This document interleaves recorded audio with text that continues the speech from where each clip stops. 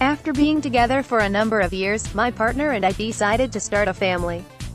We adopted our son, who was born in the state of Louisiana, and obtained an adoption decree in the state of New York where we reside. After the adoption proceedings, it became apparent that we needed to amend our son's birth certificate.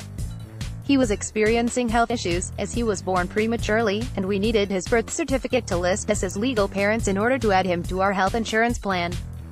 We contacted the Louisiana State Registrar and sent them a copy of our adoption decree, asking them to amend the birth certificate to list us as his parents. They responded stating that they would put only one of us on the certificate, later refusing to update it for us at all. When we objected, the Louisiana Registrar contacted the Louisiana Attorney General's office about the issue, and that's when Kyle Duncan got involved. It quickly became clear that Mr.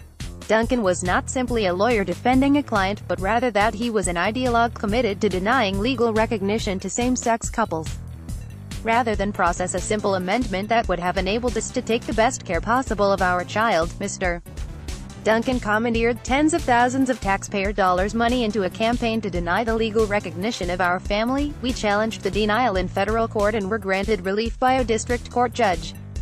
Rather than letting this go, and allowing us to get on with our lives, Mr.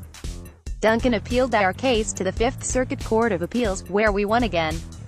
Even then, Mr. Duncan refused to relent, and appealed again, this time to a full panel of the Fifth Circuit, where he finally succeeded in his quest to deny our child an accurate birth certificate. We tried, but were unable to persuade the U.S. Supreme Court to take our case. Kyle Duncan had succeeded in his quest to erase our family from this incredibly important legal document in our child's life, and there was nothing left for us to do about it. The practical impact on our family was significant. Registering for school and renewing our health insurance each year became a stressful and complicated situation. Likewise, traveling was often harrowing. On one occasion, while going through security at an airport, a TSA agent demanded a birth certificate for our son. We lived with the fear that our child's inaccurate birth certificate could harm him in other ways. We worried that, if one of us were to die, our child's ability to access Social Security survivor benefits might be called into question, because Kyle Duncan ensured that his birth certificate failed to reflect that he has two legal parents. The emotional aspect was equally devastating. One of the things that affected us the most was the basic unfairness of being denied something so common, yet important. We did everything a person is supposed to do.